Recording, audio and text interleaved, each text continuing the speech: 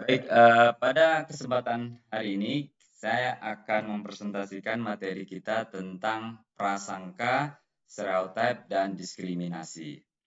Jadi minggu lalu kita sudah membahas tentang kognisi sosial, ya, cara bagaimana kita mengevaluasi dunia sosial ini. Nah, prasangka, stereotip, dan diskriminasi merupakan ada kaitannya dengan fungsi kognitif kita, kognisi sosial kita. Bagaimana kita menilai, memahami orang lain. Tentu ini berkaitan dengan hubungan kita dengan orang lain dalam konteks kelompok ya atau grup nantinya. Baik, kenapa prasangka, stereotip, dan diskriminasi ini menjadi topik yang menarik di dalam psikologi sosial? Karena memang kalau kita ini kan ini merupakan bagian dari kehidupan sehari-hari ya. Jadi bagian dari satu yang sering kita alami sehari-hari. Nah, pada di layar ini atau Anda bisa lihat ya, ini ada gambar ya. Apa yang Anda pikirkan ketika Anda melihat gambar ini? Ya. Apa? Orang jahat, Pak. Nah, serem ya, orang jahat. Kenapa kok di dalam pikiran Anda ada pikiran atau orang jahat, orang ini? Padahal kita belum tahu. Nah, ini masih ingat teori yang minggu lalu apa ini namanya nih? Berpikir apa? Masih ingat? Heuristik ya. Heuristik.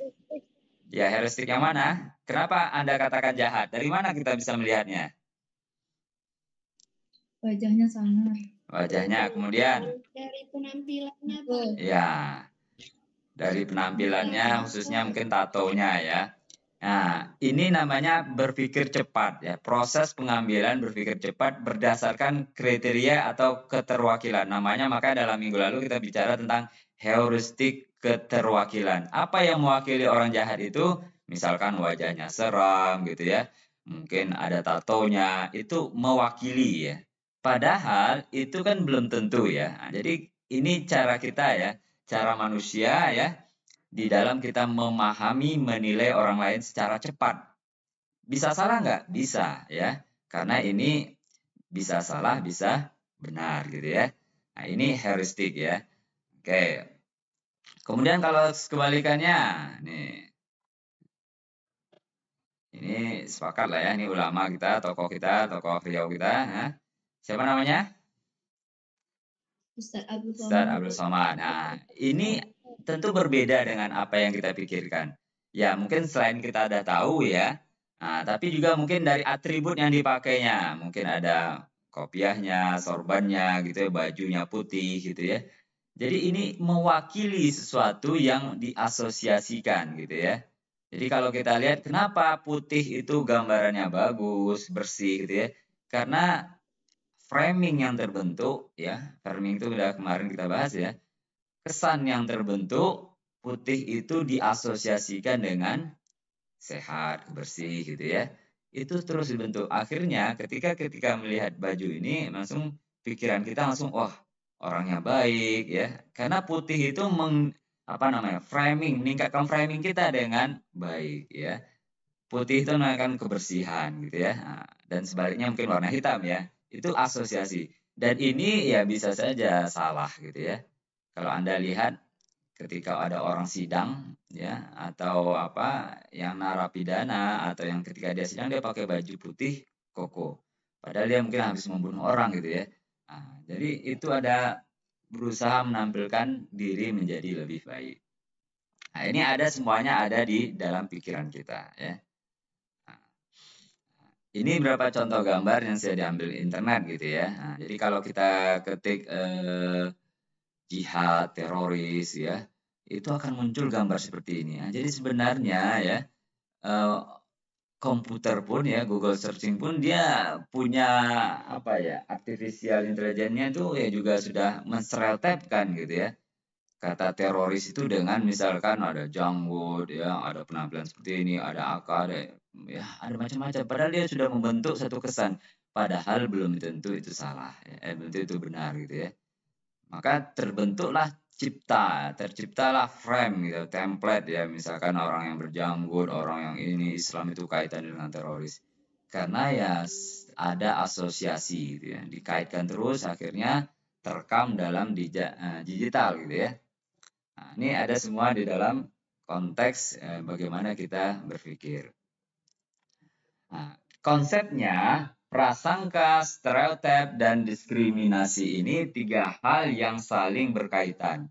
Ya, levelnya nanti ada levelnya, ada level kognitif, ada afektif, ada level perilaku. Ya. Jadi ketiga ini saling berkaitan ya, berhubungan timbal balik dan bisa akhirnya akan bentuk melahirkan perilaku kalau dia keluar perilakunya ya. Jadi prasangka pasti kita sudah pernah yang mengalami prasangka ataupun stereotip. Nah, nanti kita akan bahas apa itu prasangka, stereotip maupun diskriminasi. Ini ada tokoh ya Amerika, Martin Luther King ya. Dia punya apa nama quote ya. Ya, I have dream ya, saya punya mimpi ya. Ya, jadi intinya ya orang itu tidak dinilai dari covernya ya. Tidak dinilai dari warna kulitnya, tetapi di dalam dinilai berdasarkan karakternya. Martin Luther King ya. Ada juga tokoh Amerika yang juga terkenal ya. Ini seorang Muslim ya. Ini dahulu ini ya. Malcolm X ya. America need to understand Islam ya. Jadi salah satu ya masalah di Amerika hingga sekarang adalah masalah rasisme antara kulit putih dan kulit hitam.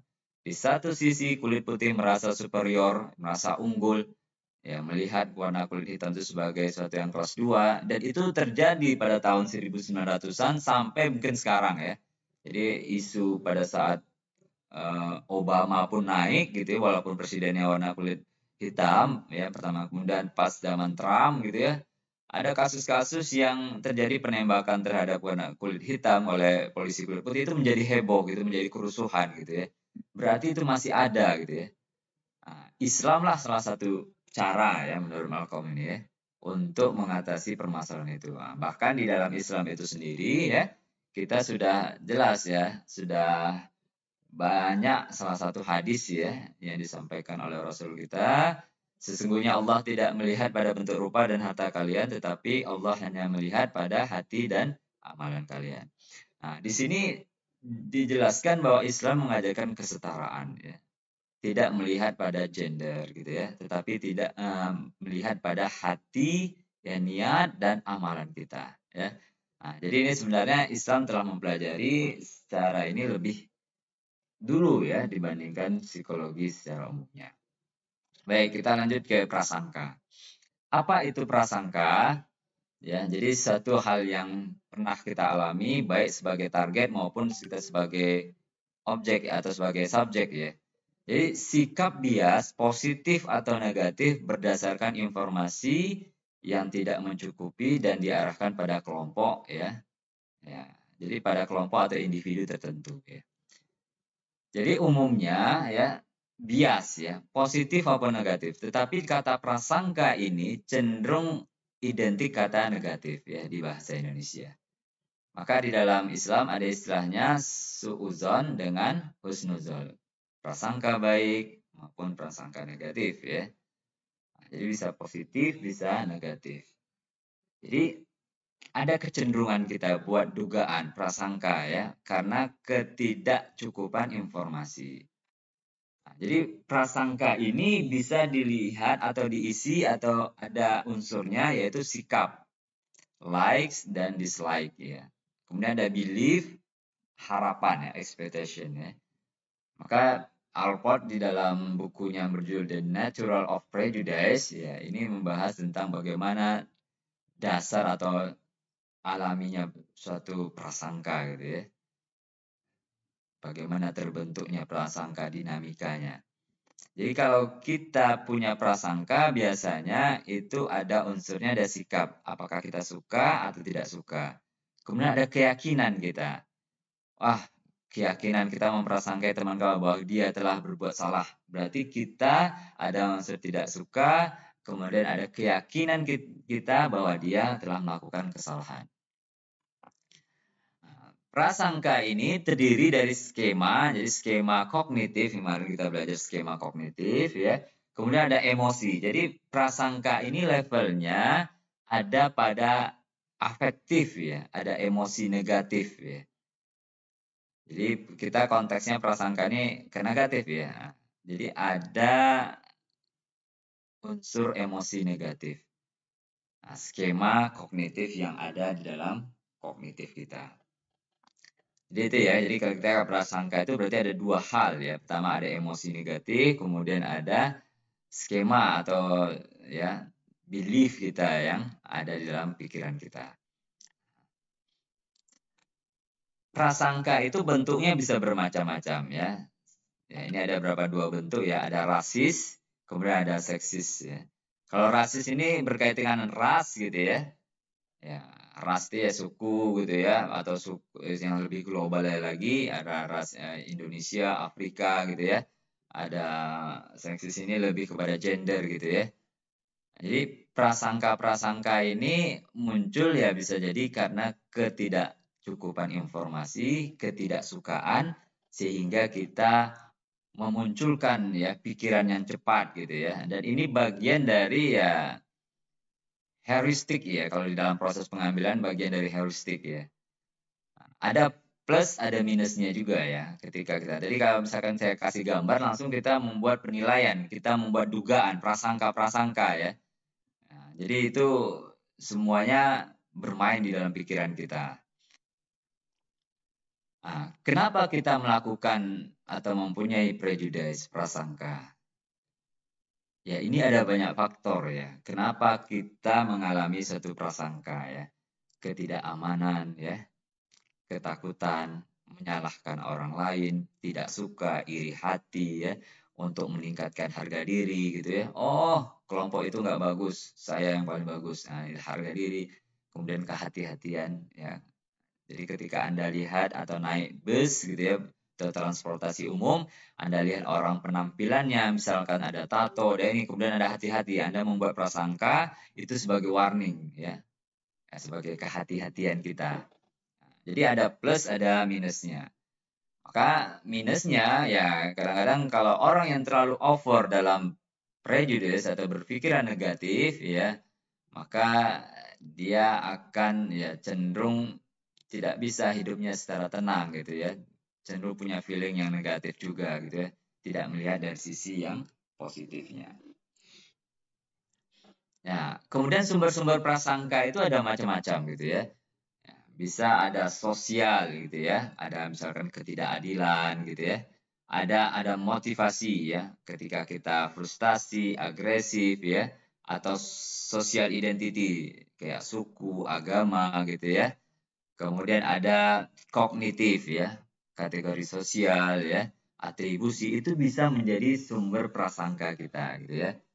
Jadi status ya, hubungan antar grup gitu ya. Misalkan kita etnis Tionghoa lebih cenderung mudah kena prasangka ya dari etnis lain dibandingkan yang lainnya gitu ya. Ini jadi ada hubungan relasi yang tidak seimbang. Misalkan ada ketimpangan ekonomi ya. Nah, itu akan menimbulkan prasangka juga ya ketika ada hal-hal yang kita tidak sukai pada suatu objek ya atau suku tertentu gitu ya. Kemudian target prasangka ya ini bisa ras, etnis, agama, gender ya, orientasi seksual, umur, ability, penampilan. Nah, ini juga prasangka ya. Umur ya, misalkan ya bisa saja muncul ya. Misalkan Anda masih kecil gitu kan, Anda dianggap masih kecil, tidak tahu urusan karena umur Anda masih kecil, belum dianggap. Nah, itu kan prasangka gitu ya. Gender ya, agama juga, etnis juga ya, orientasi seksual, gay gitu ya, lesbian itu target prasangka yang banyak gitu ya, apalagi di negeri kita. Penampilan juga bisa. Ya, jadi target-target itu bisa memancing orang untuk meningkatkan ya frekuensi atau kualitas prasangka. Dan ini memang agak sulit kita ini kan ya, tapi ada beberapa cara ya untuk mengurangi prasangka. Yang pertama ya kita belajar tidak membenci gitu ya. Karena kita di dunia sosial ini ya pasti kita punya dukungan terhadap seseorang gitu ya, baik secara agama, politik, dan ketika ada yang berlawanan daripada kita, maka kita belajar tidak membenci ya, belajar lebih lapang dada ya. Karena di dalam Islam pun sesuatu dikatakan baik ketika kita membalasnya lebih baik lagi. Ketika ada kejahatan, kalau kita belajar membalasnya dengan kejahatan, ya itu sama, boleh ya. Tetapi ada yang lebih baik membalaskannya dengan kebaikan gitu ya. Kemudian kontak secara langsung ya. Jadi informasi, karena kita kurang informasi, kita bisa kontak secara langsung. Oh ternyata tidak seperti yang dibayangkan. Atau rekategorisasi ini adalah misalkan kita konflik dengan suku tertentu. Lalu kita rekategorisasi ini, kita mengkategorisasi saya suku Minang, orang itu suku Jawa. Nah, kita rekategori, kita ubah lagi bahwa saya adalah agama Islam, dia agama Islam. Atau saya orang Indonesia, dia orang Indonesia. Jadi kita lebih merasa seperti kita bersaudara. Kemudian ada intervensi kognitif, yaitu bisa mengurangi ya atau counter kognitif ya, mengatakan tidak ya secara cepat ataupun secara pengaruh sosial gitu ya. Bagaimana kita memberikan dampak terhadap ya lingkungan kita. Jadi ini beberapa cara untuk mengurangi prasangka walaupun ya kadang-kadang sulit ya, karena ini secara cepat, secara otomatis kadang-kadang muncul ya. Tinggal kita mengatur, memanagenya. Kemudian teori-teori prasangka bisa dilihat dari psikodinamik ya. Ini psikodinamik ini teorinya Freud ya. Jadi lebih kepada harga diri, menguatkan identitas personal. Sosial kultural, intergroup teori ya. Prasangka akibat persaingan antar kelompok. Ada kognitif teori ya. Kemudian ada evolutionary teori, prasangka itu untuk mempertahankan diri. Jadi ini secara umum ya, teori-teori yang melihat bagaimana prasangka itu ada gitu ya. Apakah karena persaingan antar grup ya, atau karena proses dari sosial kultural yang ada gitu ya, akibat interaksi gitu ya, ketidaktimpangan gitu ya.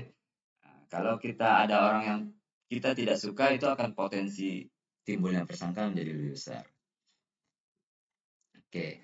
Kemudian yang kedua adalah stereotype ya. Stereotype ini adalah mirip dengan kemarin yang keterwakilan kemarin, heuristik ya. Nah, kalau dalam proses pengambilan keputusan namanya heuristik keterwakilan. Nah, tapi bahasa umumnya adalah stereotype ya. Seperangkap keyakinan positif atau negatif tentang karakteristik atau atribut suatu kelompok sehingga menghasilkan gambaran atau ya anggota kelompok yang kaku dan terlalu umum. Jadi kita meyakini bahwa atribut atau karakteristik itu ada pada kelompok tertentu. Maka Walter Lippmann ini mengatakan pada picture in our head ya. Jadi gambar yang ada dalam pikiran kita. Jadi stereotip itu mirip ya prasangka terhadap kelompok karena memiliki sifat tertentu ya. Ini prasangka karena memiliki sifat tertentu. Jadi dalam stereotip itu ada keyakinan, ada trust ya. Sekarang kalau kita ini kan ya, ini stereotip contohnya ya. Kalau kita kaitkan karakteristik atau sifat dari orang Jawa dan orang Batak, maka kalau kita katakan, coba Anda sebutkan sifat-sifat orang Jawa gitu ya. Maka di dalam pikiran kita muncul secara cepat ya, karena kita kan mengungkapkan ramah, rajin, lembut, halus. Kalau orang Batak, keras, kasar, pemarah, pekerja keras misalkan ya. Nah, kenapa sikap-sikap atau karakteristik ini muncul? Itulah stereotip yang ada pada suku. Maka stereotip ini lahir ya prosesnya berlangsungnya tentu lama ya. Tentu berdasarkan pengalaman dari individu ya. Ya, sama kayak tadi ya. Kalau misalkan Anda diminta sebutkan karakteristik, kalau orang barat diminta Islam, maka akan muncul juga teroris ya, bom bunuh diri, jihad ya. Itu apa? Karena media ya yang selama ini cenderung membentuk mengasosiasikan Islam dengan teroris dan yang lainnya. Dan orang Jawa ketika kita berinteraksi diasosiasikan dengan ramah, rajin, lembut.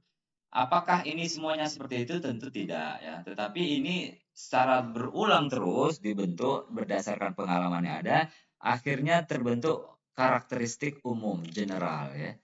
Sehingga orang Batak dikatakan keras, padahal belum tentu ya.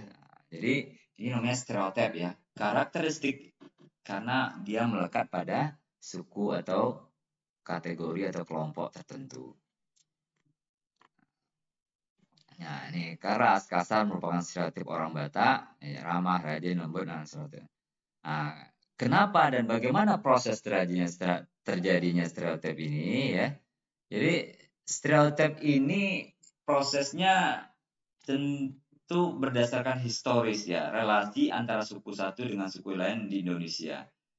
Mungkin kalau Anda tidak pernah berinteraksi, tidak pernah dengar, tentu akan sulit ya membuat atau mengungkapkan stereotipnya. Tetapi ketika kita sudah sering membaca, sering melihat, berinteraksi dengan lawan suku gitu ya, baik sesama maupun dengan suku yang berbeda, maka secara perlahan itu stereotip itu terbentuk ya. Maka dalam stereotip ini ada namanya outgroup homogeneity effect gitu ya. Kecenderungan melihat kelompok lain itu tampak sama sedangkan kelompok sendiri berbeda ya. Jadi kita homogen ya. Misalkan yang tadi stereotip tadi ya, orang Jawa itu baik, halus. Maka ketika kita ingin dikenal dengan orang Jawa, wah orang Jawa ya, oh orangnya baik mesti ini. Dalam pikiran itu kita sudah ada sifat-sifatnya. Itu stereotipnya. Tapi ketika kita kenalan ternyata tidak, itu berbeda berarti ya, antara stereotip dengan kenyataan. Nah, ya, tapi itu kan suatu bahwa stereotipnya ada yang benar, ada yang tidak gitu ya. Oke ya, jadi itu ya. Jadi stereotip ini terbentuk ya karena kita berinteraksi semakin kuat maka dalam satu kelompok karena semakin tinggi ya. Kemudian kita melihat ya kalau dalam outgroup homogeneity ini kita melihat kita sebagai unik ya, unik ya. Kalau orang lain cenderung homogen. Nah, jadi ini stereotip ya dikaitkan dengan karakteristik kata kuncinya kemudian ada kelompok atau grup ya. Apakah prasangka dan stereotip ini berbeda? Ya. Apakah prasangka dan stereotip berhubungan? Ya. Jadi tadi kita katakan adalah prasangka dan stereotip ini berhubungan ya. Ketika stereotipnya sudah melekat semuanya ya, maka itu akan memudahkan menimbulkan prasangka. Si A stereotipnya malas ya. Maka kita ketika si A dapat nilai bagus, kita membawa prasangka, wah stereotipnya malas, nggak rajin, tapi dia dapat nilai bagus, wah prasangka kita muncul, jangan-jangan nyontek ya. Nah, jadi ada kaitan antara prasangka dan stereotip ya. Kayak itu ya. Kemudian ada stereotip ini yang sifatnya eksplisit, ya langsung kita sadari gitu ya. Misalkan saya lebih memilih teman dari suku yang sama dengan saya ya. Ini langsung tampak gitu ya. Karena stereotipnya suku A mungkin nggak bagus gitu ya. Nah, suku yang dari saya rajin gitu ya. Itu ya. Misalkan ya. Atau stereotip implisit gitu ya. Jadi ini beroperasi di bawah tingkat kesadaran kita. Diaktifkan secara otomatis. Dan stereotip ini biasanya terbentuk karena pengalaman masa lalu. Contohnya ketika Anda menganggap orang asing itu berbahaya, maka ketika Anda diminta untuk bertemu orang asing, Anda akan menolak. Ya.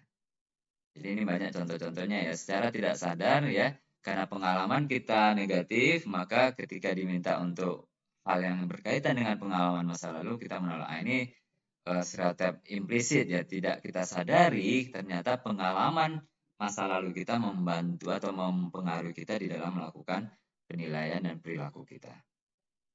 Oke, nah ini stereotip map ya. Nah, kalau dibuat ya, saya ambil di internet. Nah, misalkan Cina itu komunis ya, and crime gitu ya. Kemudian the factory ini ada Cina, Jepang, Korea gitu ya. Kemudian ada di Di Afrika ini ada gajah dan singanya gitu ya. Afrika Selatan dengan rasisnya. Kemudian ada gurunnya gitu ya. Kemudian stereotip Australia apa? Jadi stereotip ini cara mengujinya apa? Apa yang Anda pikirkan tentang Australia? Kanguru. Ya, itu berarti stereotipnya kanguru gitu ya. Indonesia apa? Wah, ternyata Indonesia kopinya ya. Kopi terkenal. Berarti karena terkenalnya, karena seringnya, maka terkenal melekat asosiatifnya yang ini ya. Eropa apa? Kebebasannya ya. Ini ya. Hutannya Afrika gitu ya. Jadi itu ya. Jadi stereotip ini ternyata ada di map gitu ya, ada di peta, ternyata terbentuknya karena ya sering ya kekhasannya gitu ya, kekhasan daripada setiap wilayah. Gender juga demikian ya, pria, wanita ya, powerful, gossip. Jadi kalau kita bicara apa yang Anda pikirkan kalau dengan perempuan, gossip gitu ya misalkan ya, cooking gitu ya. Jadi itu stereotip yang melekat pada gender. Jadi aspek stereotip ini ya bisa dari terintegral dalam budaya, tidak akurat, bisa ada akurat, kemudian sifatnya digambarkan atau berlaku umum gitu ya, bisa positif, bisa negatif. Ya, jadi itu ya, jadi hal-hal yang perlu kita perhatikan di dalam memahami stereotip. Ya, ini stereotip mengenai Islamophobia ya, pakaian ya. Ini dengan gender gitu ya. Bisnis ya. Jadi stereotip pria dan wanita. Oke, ini mungkin masih berlaku ya tentang bagaimana orang tua kadang-kadang melihat anak perempuan sama anak laki-laki itu berbeda ya.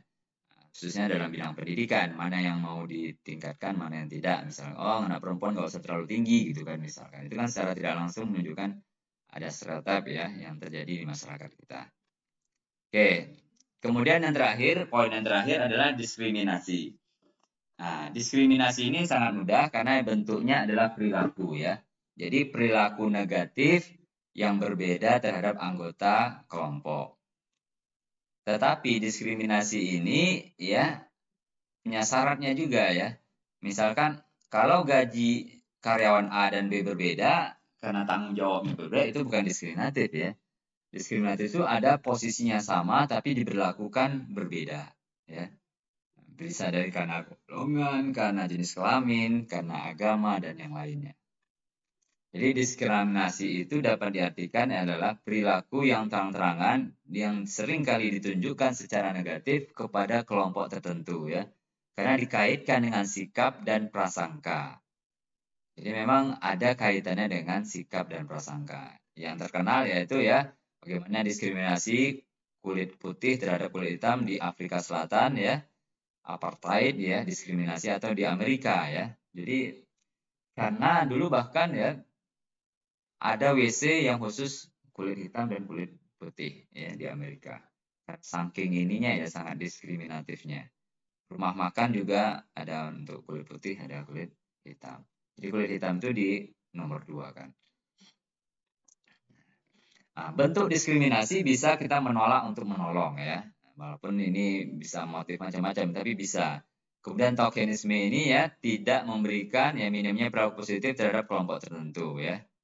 Atau reverse discrimination ya. Perilaku yang berlebihan yang menguntungkan pihak tertentu yang tujuan agar terlihat dari. Jadi ini kebalikannya ya, memberikan sesuatu yang berlebihan gitu ya. Nah, misalkan ke kulit hitam terlalu berlebihan gitu ya. Nah, jadi bentuk reverse-nya ya, kebalikannya. Nah, ini ya, jadi yang Malcolm X tadi ya, bahwa kita ya tidak dinilai ya atau berdasarkan daripada warna kulit. Nah, ini sangat menarik ya, Malcolm X. Nah, ini bentuk-bentuk diskriminasi yang terjadi di Amerika ya, tahun survei ya, tahun 2017 kalau nggak salah. Gender yang pertama ya, kemudian ras, umur ya, kemudian apa namanya nepotisme ya, disability ya.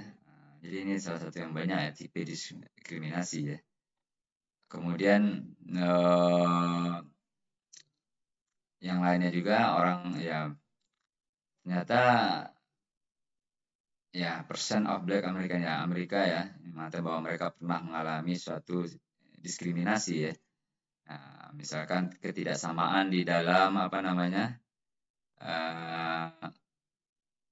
ini apa namanya